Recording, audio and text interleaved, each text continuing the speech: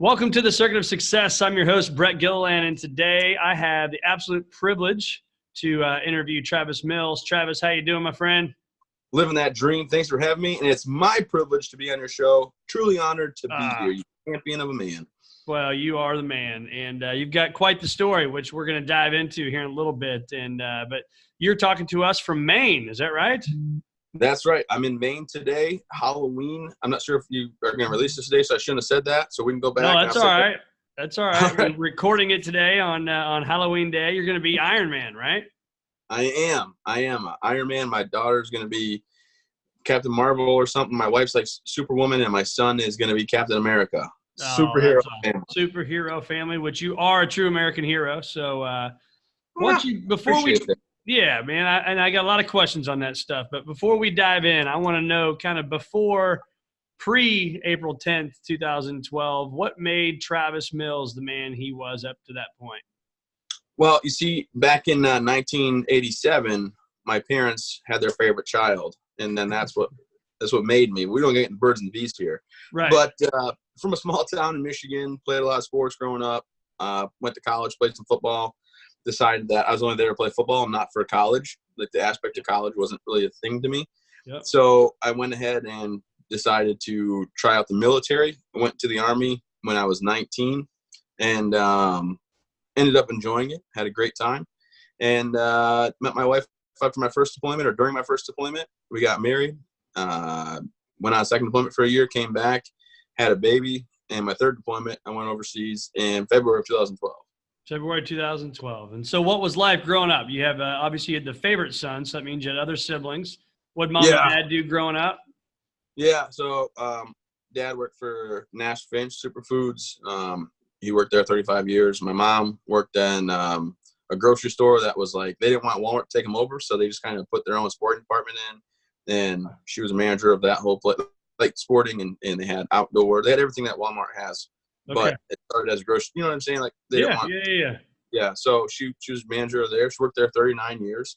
And I bought a lodge in a marina for a for-profit business and convinced my parents to move up to Maine and run that for me for a couple of years.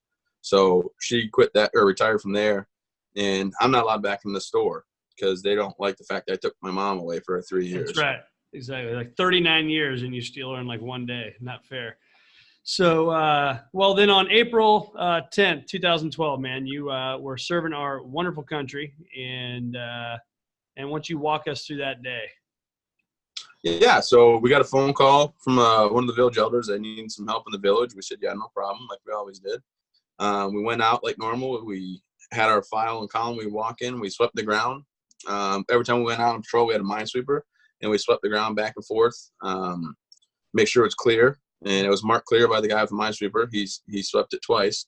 And I put my backpack on the ground thinking I was safe, and it was a 120-pound backpack. And when it hit the ground, it took out my right arm, right leg automatically, and they never found those pieces of me, unfortunately. And when I rolled over and I saw the aftermath of what happened, my medic came up to me to work on me. I told him, don't worry about it. Just go save my guys.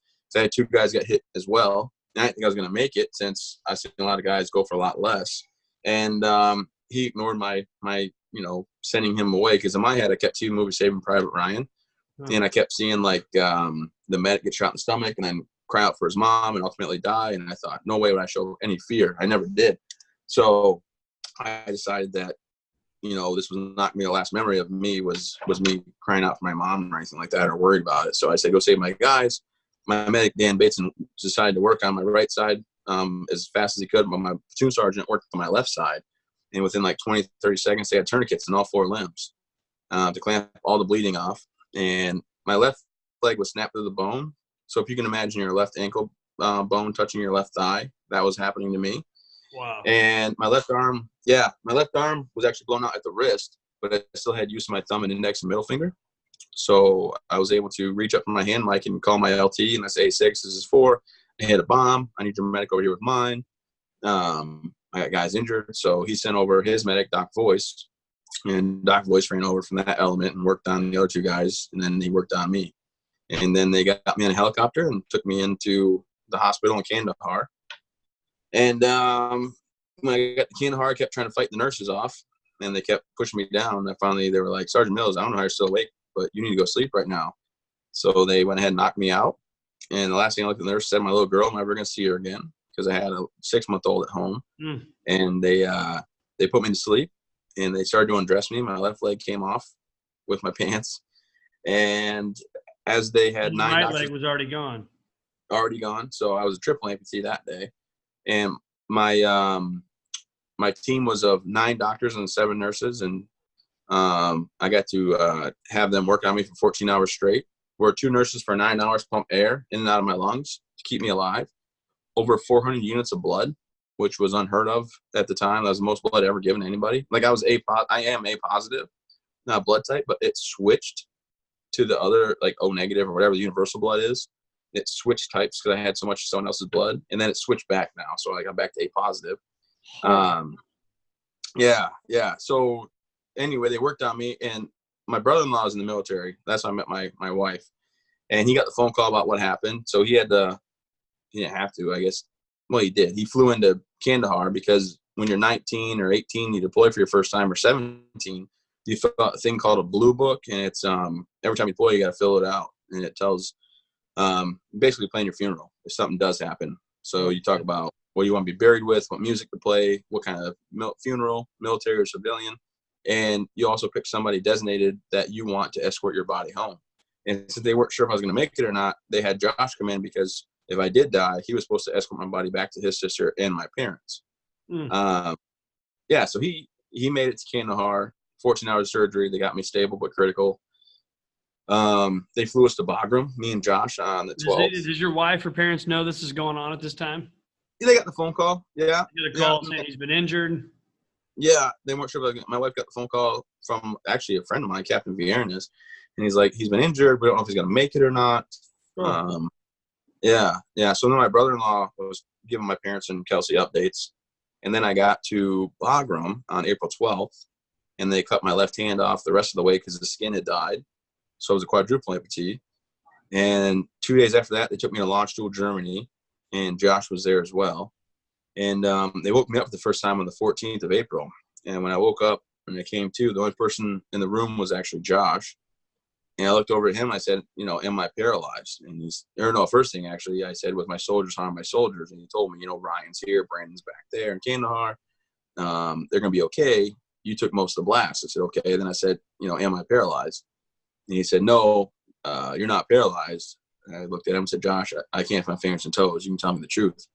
And he said, hey, man, look, you're not paralyzed, but you don't have your fingers and toes anymore. I said, oh. And then for like 3 hours, I ignored everybody. I didn't want to have a conversation. I didn't want to talk to the doctors and nurses and Josh. And they'd try, and I would ignore them because I was in my head, right? I was like, am I a bad person? Does God hate me? What did I do wrong in life? How can I be still be a husband and a father? And, the biggest question was, why didn't I just die? Like, how is this better? And finally, Josh chimed in about 3 hours into me being conscious and was like, hey, look, I'm not pretending like I know what you're going through, but you're going to have to call, your parents and your wife. And I said, yeah, I got you. So he called my wife, and I talked to Kelsey, and I said, hey, what's up? Fine. Love you. Bye. I didn't want to deal with it and talk about it. And, it wasn't time for me to. You didn't even tell her you had quadruple. Well, she knew. Josh was giving her up. I just didn't want to have a conversation about what's next in my life, Right. And then I know we're recording. Chloe, if you're outside there, go away. Chloe, go. I can see your shadow. All right. She hasn't really heard that in detail story. But anyway, so I called my parents, same thing, basically, kind of apologized. I felt like I embarrassed myself, and the Taliban got me. But before I hung up, because I don't want to have a long conversation, my mom said, hey, Travis, happy birthday, because it was my 25th birthday that day that I had woken up. And then 3 days later, I got to Walter Reed in Bethesda, Maryland, and Kelsey came up to me to see me, and you think it's like that heartfelt hug and love you forever. And actually, she walked up, and the doctors gave her a clipboard and said, Mrs. Mills, his right leg has ripped open. His sutures have split. He needs to have 2 inches taken off his right leg, but we can't do it without your consent. You're his medical care provider now, and we need you to sign right here for us to do the surgery. So imagine being 23, walking up to your 25-year-old husband, and you get a clipboard saying we have to hack 2 inches off your husband's right leg. And then she has to sign it. So she signed it. And then the next day she came in and I told her, you know, you don't got to do this. You might as well take what we have, house, cars, money saved up, whatever. It's yours financially, whatever I can do for you, I will for the rest of your life, as long as I live. And this isn't the burden I would ever want put on you or anybody. And she's like, that's not how this works. You know, and she said, we're going to get through this together. So then it was kind of up to me having my daughter and my wife sit there, my mom and dad there, my sister and brother came in. I'm really close to my sister and brother. My in-laws, brother-in-law, other people, you know, it's up to me though to get better, because now that I know they're not leaving me, even though I told them, hey, look, this is awful, you don't got to do this. I have the will to fight, because, you know, my daughter's 6 months old and I got to be there for her. My wife is 23 and decides, instead of taking off, like I told her, you should just go. She stays. And I was at Walter Reed, which is the best facility ever to recover at. And I couldn't wait to dive into recovery. I couldn't wait to get better. I mean, there was a point where I was in such bad pain, they put me in a medical induced coma and gave me ketamine, 600 milligrams of ketamine an hour for 5 days straight to reset my nerves, my brain, to think my nerves end where my arm and my legs end, my arms and legs end. So it doesn't, that phantom limb pain. Yeah. So the phantom limb pain isn't like a real thing for me. I don't have any pain now because of that procedure. But I woke up and I got to go outside for the first time, and I was like, oh, I get to go outside. And they always let you ring a bell for the first time outside. And I said, I get to go outside for the first time. And I said, we'll get to ring the bell. And I said, Travis, you've already been outside. And I forgot 2 weeks before, like, my ketamine coma, I got to go outside. I mean, I forgot a whole, like, week or two of my life because of this ketamine coma. And I got so weak at one point, I couldn't roll right or left or sit up by myself, because I went from 250 pounds, 6'3", to 140 pounds. Like, I lost 110 pounds in 7 days. And so it was a real big rebuilding process. You know, I had to rebuild myself and learn how to do things again, like the basic stuff: feed yourself, dress yourself, go to the restroom by yourself, right? Like, so that's what Walter Reed was able to do for me. And I was fortunate to have people to look up to. I had a guy walk in and tell me, you know, hey, look, you're going to be fine. He was a quadruple amputee. I'm the fourth, actually, out of 5. And he flew in from Missouri, the second one ever, and told me, like, hey, man, you'll be okay. You're going to drive, you're going to walk, you're going to feed yourself. Everything you want to do, you're going to do. How critically important was that, to see somebody who'd gone before you come in there? You know, it was huge. I mean, he was married and Marine, got hit in Iraq, and wonderful guy. But you have that, like, oh, wow, you're not alone. You're not the only one like it. You know, and that's a little bit competitive, you know. It's like, he got out of here in this many months, I'm going to get out sooner. He did this, I'm going to be better. And you go down to the Military Advanced Training Center, which is the MATC, and you realize there's 100, 200 guys that have been injured this way, missing a leg, missing an arm, missing both legs, missing, you know, something. And they're all recovering. So now you got a brotherhood within the brotherhood of the military. Right. And that was huge for me. And then I became the guy everybody looked up to, because not that I was trying to outwork anybody, but I did. I worked harder. Not harder. Everybody worked hard, but you were slated for 1 hour a day. But I went for 2 hours, and then 3 hours and 4 hours of occupational therapy and physical therapy. I took my workout as my work day. So I did 8 hours a day, 5 days. I did, you know, 40 hours of work a week trying to get better. And the worst part of my recovery was the weekends. And, you know, eventually, 5 weeks in, I learned how to use my hand for the first time, or not the first time. Yeah, the first time, 5 weeks in. So I was feeding myself again, learning to dress myself again. And with that hand there, was the one you have on your, I guess it's your left arm there. Was that put on like almost day one? No, I had scars and stuff they had to recover. So 5 weeks in, day one to get my arm, but 5 weeks in. And I wear a hand usually. I'm at my house, so I have a hook on. I didn't think we were gonna be on video, so which is fine. I wear the hook a lot too. Right. And then I got 7 weeks in and 4 days, just shy of actually 2 months. I started walking again on really short legs, and I built up my core muscles and strength, and it felt like I was swinging cement bricks. The first lap around, and then the second and the third, and the blood was pooling at the bottom. It's pretty rough, but you know, I kept driving and kept going forward. So now I have my tall legs. I'm not 6'3" anymore. They say that gravity's a real thing and I'd be careful or whatever. But how I'm like tall are you now? Like 6 foot. Okay. I got some new legs made that are 6'2". they're finalizing them. So yeah, gotta get goals, right? Gotta get those. Yeah, you got to. But no. So I have I learned how to walk again. And then eventually was able to run again. I have some running legs, and I drive, believe it or not. And it took 18 months, 19 months at Walter Reed to get where I was able to be released and move back home. But and it's funny because I tell people life's all about the door just life's all about like peaks and valleys, right? Like in high school I was Mr. Everything, football, basketball, baseball, top athlete, captain of all the teams. And then I got out of high school and went to college, and I was on the sidelines. And I was like, what the heck? So I joined the military, and then you're at the bottom, right? You're a private. But I built myself up to be a staff sergeant and top of the game and youngest E6 in my platoon, but senior ranking because I was, really good at compliments and brown nosing and kissing up to the first sergeant. So that works.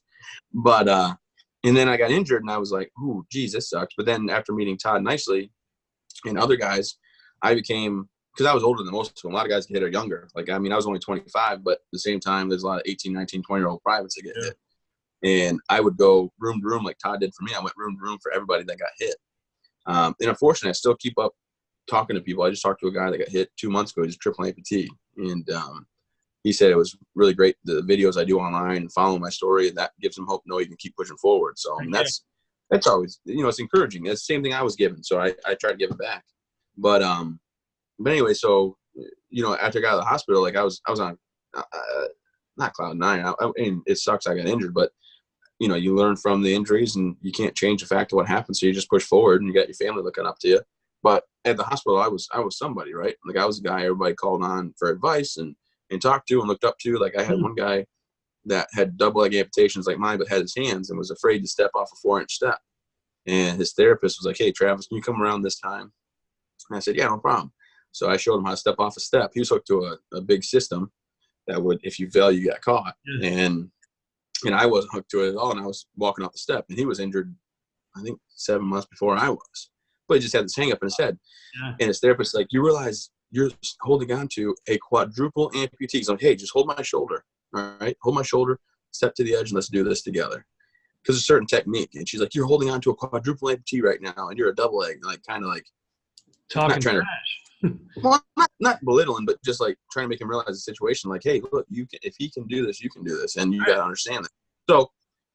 So I got out of the hospital, and I remember going back to my in-laws in Texas at their house in Frisco, and there was a picture of me up that's pretty well known, circulated picture. I have a ball cap on my weapon, and overseas, I'd taken the day before I got blown up actually, and I broke down. I was like, who the heck am I now? What am I going to do in life? Right. And I met a guy, David Boyer, helped me start working out adaptively. Because I got a little big at the hospital. I'm still a little big, not gonna lie to you. I got to work on that starting tomorrow. The manana diet. Tomorrow. It's always tomorrow. Yeah. After you eat all that candy tonight. Yeah. Well, yeah. I gotta worry about that. But I started motivational speaking, which I really enjoy, and it turns out I'm pretty decent at it. So I do that for a living. About 110 days a year I'm on the road. I just got back from Dallas actually yesterday, and I'm in New Hampshire tomorrow, Connecticut, and Cleveland next week. So I do quite a bit of motivational speaking. My nonprofit, I started the Travis Mills Foundation to give back. So we bring up combat and service-connected injured veterans that have been through physical injury, paralyzation, amputation, spinal cord. Them and their families come to Maine for free. 8 families per week at this retreat center I built, or with a team of people. It wasn't just me. Sure. But we're one of the top 25 veteran service organizations in the nation, actually, out of 42,000. So we've grown to that magnitude. We have a $4.3 million expansion project, $4.3 million project going on right now, which is exciting. And I don't know, I'm part owner of an insurance company, and I bought a marina with a buddy of mine. We were drinking whiskey one night, and I was offered to buy the business. Oh, yeah? What the hell? Yeah, and the guy was like, you should buy this. I'm like, why would I buy that? And he said, come look at the P&Ls. And I was like, I don't know what that even means, but okay, I'll check it out. And my buddy, that's my neighbor, who has an IT company and his wife's a dentist, I showed him the P&Ls, which he told me were profit and loss margins, and they were pretty good. And I was like, oh, okay. And then his wife was like, don't you guys buy that? And my wife was like, definitely don't you guys buy that. So we drank some whiskey and we bought it. Right. And then I've owned that now for 3 years. And every there's year more P than L, right? Yeah. well, me and, the last 3 years, we've definitely increased quite a bit. That's awesome. And we have plans for a cafe this summer, which is going to be the first and only place on the lake to have food. And it's going well. But anyway, what I'm getting at is after reestablishing myself when I got out of the military and got out of the hospital, I realized that I have to provide for my family, but also I have to do what I can to make my life meaningful and have enjoyment. And my wife and I, fortunately, in August of 17, welcomed in the second child, our son Dax, and he's named after the medics that saved my life since they made it possible for me to live. Daniel and Alexander, we decided to name him after them. She says we're done. But she keeps getting offers on his crib, and she won't sell it. And I'm like, no. He's how old? He is 2. Yeah, so you're getting right in that little baby fever again. You better be careful, man.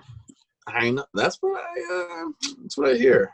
I'm a little worried about it. That's right. But so what do you think it was about you, though, that chose victory over defeat? I mean, you sit here and you say it like it was easy, because clearly that was not easy. Everything you just thankfully shared with us, and I appreciate that. And very transparent, very vulnerable. But you had a path, right? And we talk about this all the time in our firm, is you can choose victory, you can choose defeat. Why do you think you chose that? I think maybe foolish pride and stubbornness. I think realizing the situation and taking it all in. For me, I used to sit there in my hospital bed, and I would close my eyes and hope and wish and pray this never happened. But then then you have to realize, though, and it dawns on you, it hits like a ton of bricks, that you're never going to change what happened. I'm never going to go back in time and have my arms and legs. So instead of dwelling on the past, I realized I just should reminisce it. 25 years with arms and legs. I've had 7 amazing years without, a couple rough days for sure. Sure. And then I've always been upbeat and positive and happy guy. And when I got hit, I realized, yeah. And that's like the biggest compliment I get.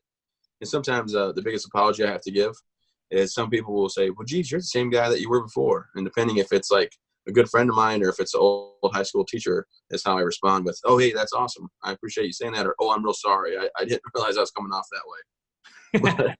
Yeah. But, it's supposed to change. Yeah. But I mean, that's like the biggest compliment I get, because I am the same person. What's a tough day like right now for you?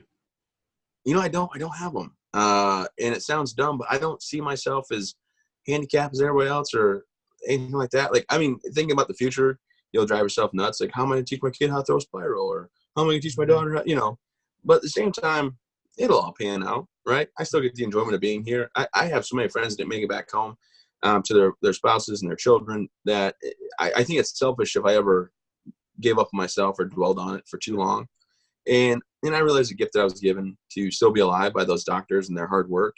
So my daughter, does gymnastics, and she did soccer, and I was there for it. I run, fortunately, 3 successful businesses and a nonprofit that's very successful. So in truth, it's not a bad day. I mean, if I miss my flight connector because of weather or something, then I'm like, oh, it sucks. Like but I have like a normal bad day like everybody else. It's never like, oh, I have no arms and legs, because truth be told, I do everything I want, right? Today, I woke up with my son in my, what are you doing? Come over here, say hi. What are you, Captain Marvel? Yeah. Get on the camera real quick. How are you? Captain Marvel. All right, Hey, how awesome is your dad? Not that awesome. Not that awesome. Go home, Chloe. Beat it, kid. So, no, you love me. That's nice of you to say off camera. Exactly. But no, I get that a lot, and I get why people ask me that. They think like maybe something bothers me or holds me back. But in truth, like today, I woke up. My son was in our bedroom. He got in our bed at like 1:45. So I woke up. He woke me up, all smiles and happy. I get in my wheelchair and I go down and have coffee, and took my shower, got my legs on. I know it sounds weird, but took my shower, got my legs on, and then went out to breakfast. My parents are in town, so I went to breakfast, and then from breakfast, I went and got a haircut. I had to go to AutoZone, get a car cover for my wife's Mustang for the winter.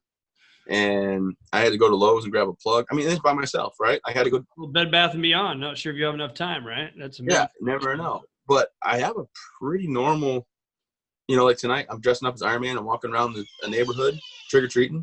Yep. So I don't know if there's really a right answer to like what a bad day looks like, because I think my bad day might look just like what your bad day, like you miss a flight and you're like, son of a, or you get a phone call that a family member or friends passed away. Like that's a bad day.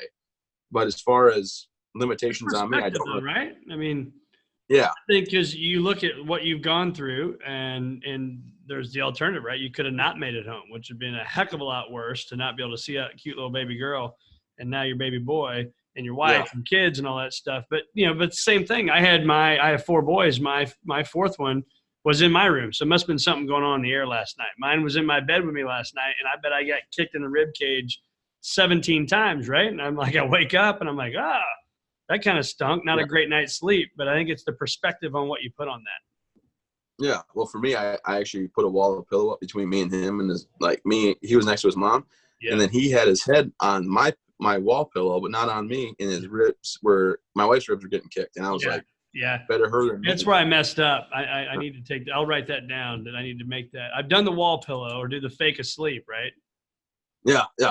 For me, with Chloe, she'd be in her bed and she'd be like sideways, and I was always trying to be delicate. And then finally, I was like, nope, no, I'm done with this. So I'd put my arm under her like a spatula, and I'd just flip her over. Like she'd be sideways, and I'd flip her straight up and down in the bed. Yeah. And then she'd make a noise, and I'd be like, nope, you can go to your bed, or you can lay the right way. Awesome. And I do that. I do that to Dax too. I don't got a temper, but I let him know this ain't gonna happen.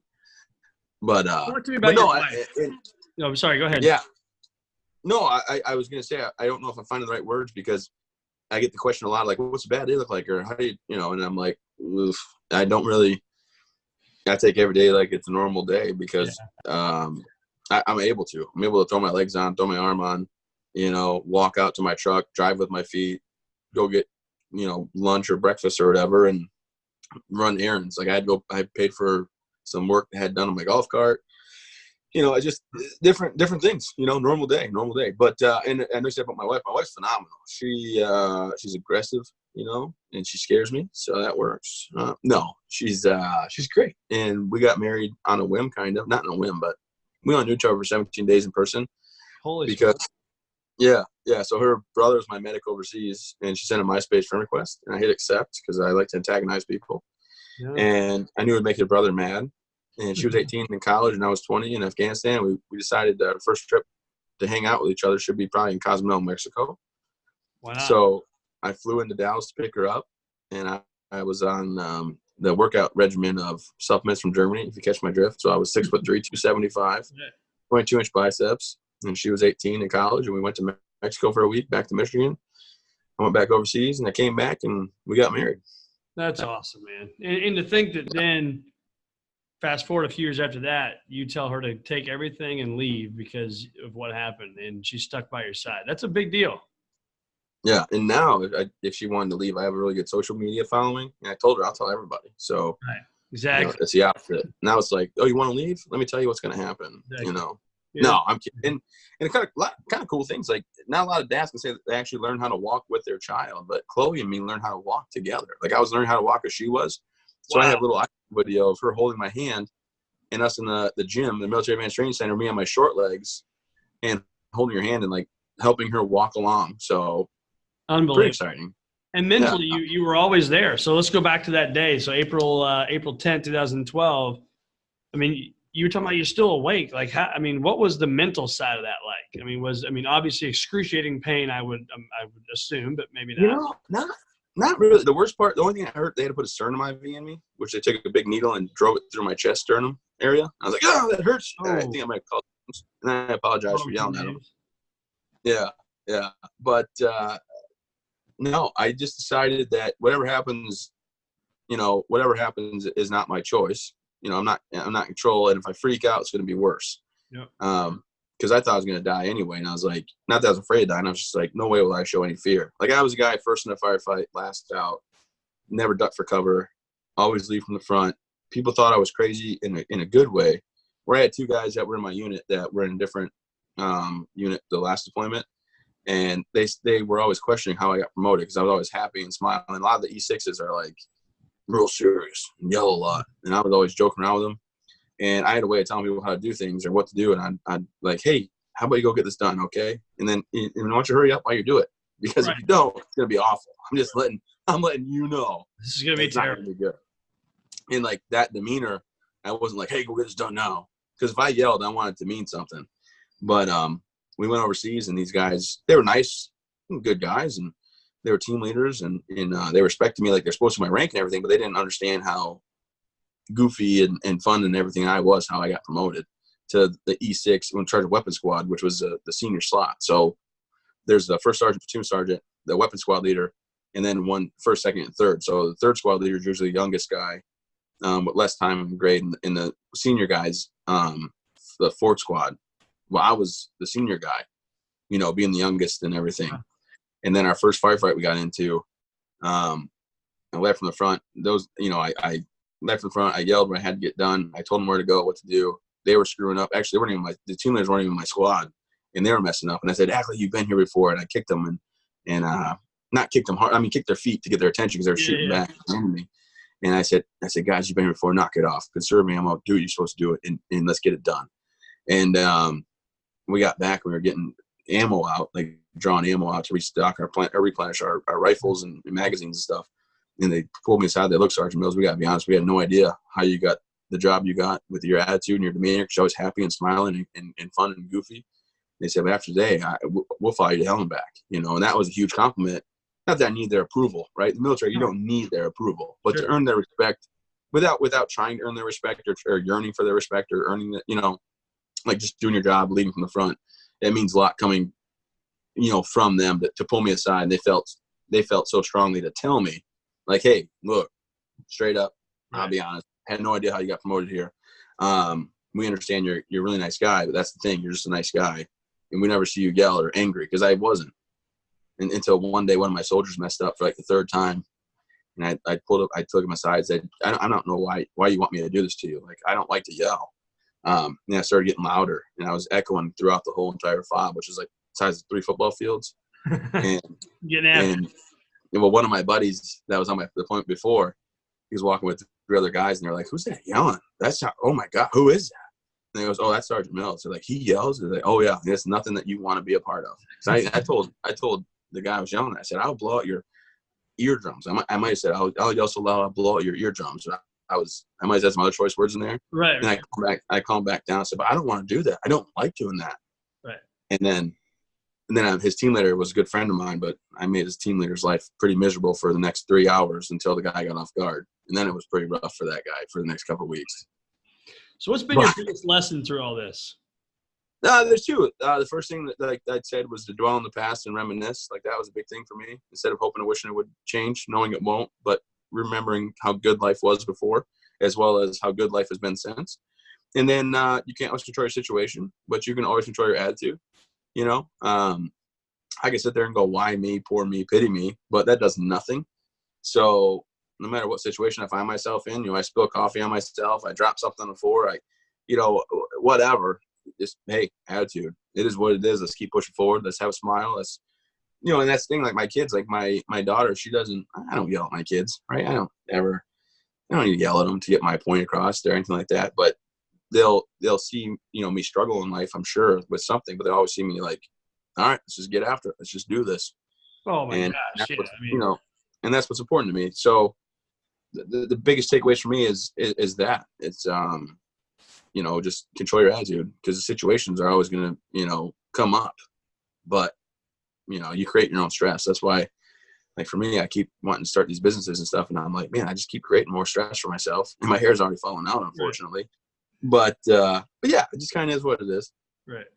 Well, I think it's so the first circuit of success is attitude, and so you're absolutely nailing one of my beliefs of it is your attitude, right? You can either be a victim or a victor, and man, you literally are the definition of choosing victory over defeat, and it's very, very inspiring. And to your point with your kids, man, the lessons that they're learning that are going unspoken are off the charts. Yeah. Well, I appreciate that. I also asked my daughter the other night, I said, you ever get upset that I don't have arms and legs? She goes, no, I don't. I'm like, really? She goes, no, I don't know if I'd like with arms and legs. You're so much fun now. Right. I'm like, oh, okay. Appreciate that. I was more fun with arms and legs. Yeah. Well, I can take my legs off and my arm off, and we wrestle around, and I can get on the trampoline, and I can do a backflip, and I can do a backflip off my boat into the water as well. So I still got some cool tricks. So how often are you, or if you're around the house like on a Saturday all day, not that that ever happens, but if it did, are you wearing your legs or not wearing your legs around the house? No, and the thing is, it's like when you put your slippers on at home, or I imagine like taking high heels off for a lady. Yeah. When I get to peel my legs off for the day and put my wheelchair on, it feels pretty good. It does. And the thing is, I do, if I'm going somewhere, I will have them on. But with my kids, playing with my kids is so much easier with my legs off. Okay. So like mobile and stuff like that. Yeah. I jump my wheelchair. I jump on the ground. I can wrestle with them. Take my arm off. But if we're going somewhere, I keep my legs on. Or like right now, like I have what they're called caps. So like my cap is on. You can kind of see. Oh yeah. Maybe. So it clicks into my leg. So I have to go. Right after this, I'm gonna go put on my Halloween costume and click my legs back on, and then I'm gonna go trick or treating, I guess. That's awesome, man. Yeah. So there's 5 people that have survived this. Is that right? Did I read that correctly when I did my research? Well, yeah. There's some guys that are triple pluses, like they have like 2 or 3 fingers, or that still function. So there's quite a bit out there, but there's 5 that are complete quadruple amputees, and 2 of them actually have arm transplants they've done. So they have double arm transplant. They have someone else's arms now. Is that right? Yeah, I don't think it's where it needs to be for me to ever consider it, the functionality of it. But these are what the guys wanted, and I hope it works for them, and I hope they like it. But I think I have more function for what my life is this way. So tell me about your book. You're the author of As Tough as They Come. Tell us about that, man. What's the point you're getting across to the reader? Well, I think it's just if anybody's going through a rough time, or if they want a good story, it dates back to when I was born and what I did in high school, and it gives more in depth about who I was. Yep. And then basically the injury and what I had to mentally, refocus my life on and recalibrate myself and push forward. And I think it just tells a positive, uplifting story where, something awful and horrific happened, but there was a light at the end of the tunnel, and you can keep pushing forward to get your life on track again. So a lot of people use it for that kind of thing. I also, the author's note, I tell people 2 really important keys is I didn't fight harder, serve anymore. Nothing was more heroic or brave about me in the military than anybody else that served. So if you did serve, thank you. And also, I don't think my problems are any worse than anybody else's. And I think people always, look, I've had some people walk up like, I thought I was having a bad hair day, but now I saw you. I guess it's not so bad. And I'm like, I don't think that thanks for that. Yeah, I'm like, I don't think that's okay. Like, that was dumb. And I try to have those conversations where I get angry. I don't get angry, but I'm like, really? Yeah. Did you just say, But I tell people I have problems, hey, we all got something we're going through, or loved ones. So I always tell people, hey, check my website out, check out my Facebook, the SSG Travis Mills on Facebook's page. It's a lot of fun. We do a lot of fun videos, my wife and I, not my wife so much, but my kids and me, and stuff like that, because it's uplifting, and we never know. Like, you probably have somebody right now going through cancer or a bad accident. There's always someone that has something. And I tell them, check my stuff out, because I don't do it for my own publicity, but it's uplifting and fun for people if they really, take time to, need a good positive story to keep pushing forward. Yeah. I keep saying, man, the definition of victory versus defeat right here. So, and you also got your documentary, right? Yeah. It was on Netflix, but it got taken off. It might be on another news outlet. Amazon Prime, I think. Yep, it's on Amazon Prime now. 2014 GI Film Festival Award winner. Has both my medics, my brother-in-law, the guys got hurt with me, my parents, my wife, in-laws, football coach. Yeah. I had a football coach from high school in there, and it has all those people came together, and it was pretty cool. It took first place in the GI Film Festival out of 55 short films in 2014, and I don't know, people really enjoy it. Obviously, the first half hour is kind of sad. You're like, Jesus, is this going to get better? And then you realize, like, oh, good, it is. Yeah, he's good. Right, this is good. He's good. He's good. Where do our listeners find more Travis Mills, man? Where can we find you? I know you mentioned your website there and Facebook and all that, but tell us a little bit more about it. Absolutely. TravisMills.org for all your Travis Mills needs.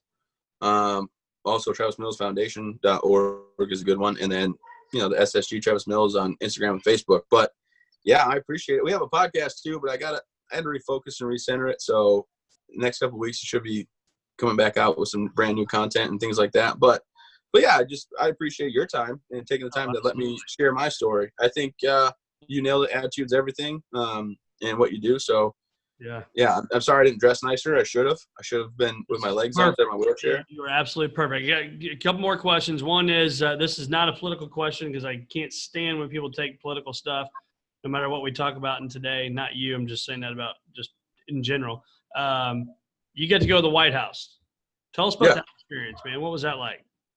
Well, it's pretty cool. I went to Walter Reed for a conference they're putting on. They wanted me to be like one of the bilateral I was there for arms. Like they wanted a double amputee expert arms thing or something for these doctors. So they asked me to come. I said, yeah. So I went, and while I was there, one of the guys that sets events up said, hey, Vice President Pence is coming in. Would you like to meet him tomorrow? I said, yeah, absolutely. So I met Vice President Pence, and he told me, if you want to come to the White House next time you're in town, give us a little bit of heads up. We'll come bring you in. I said, yeah, perfect. So I called his people, and they invited me there. He gave me a tour of the White House. Wow. With the West Wing. And then we went into the Oval Office, and President Trump was there. So I got to meet President Trump, shake his hand, had a real serious, like, candid conversation. He asked me a question. I said, what response do you want? Do you want the one you hear all the time or the real one? He goes, the real one. So I gave him that, and he liked that. And I don't know, then I left. And then when my son was born, the vice president knew, and he called my wife's phone and left a voicemail. Unbelievable. He's like, hey, congratulations on having Dax. He's going to be, champion, or I can't remember, but it left a voicemail on my wife's phone. So that's pretty cool. And yeah, I mean, I don't get into politics either. I think everybody can have their own views. I've been asked to run for office numerous times, actually recently, and I've had to turn them down. Yeah. And you think you'll run for office? Eventually I might, yeah. when my kids are older. That's right now it's not the right time. They want me to run for Congress right now, but I don't have the time to put into it. Yeah. Well, that's awesome, man. Well, thanks so much, Travis, for being with us today on the Circuit of Success, man. Your story is inspiring. And again, you've chosen victory over defeat. And I hope our listeners get that, because, man, this could have gone a totally different path, and you are changing the lives of so many people. And it's just amazing what you're doing. So very thankful for you, very thankful for you serving our country, and very thankful for you to be on our show today. Absolutely. Glad we made this work out finally. Thanks much. Have a great Halloween. And all right, man. You too. What's your favorite candy? What are you going to get tonight? Favorite candy? All of them. And I'm going to get whatever my daughter leaves out when she goes to bed. We actually tried to, we tried to do that Jimmy Kimmel, I ate your candy. Yeah.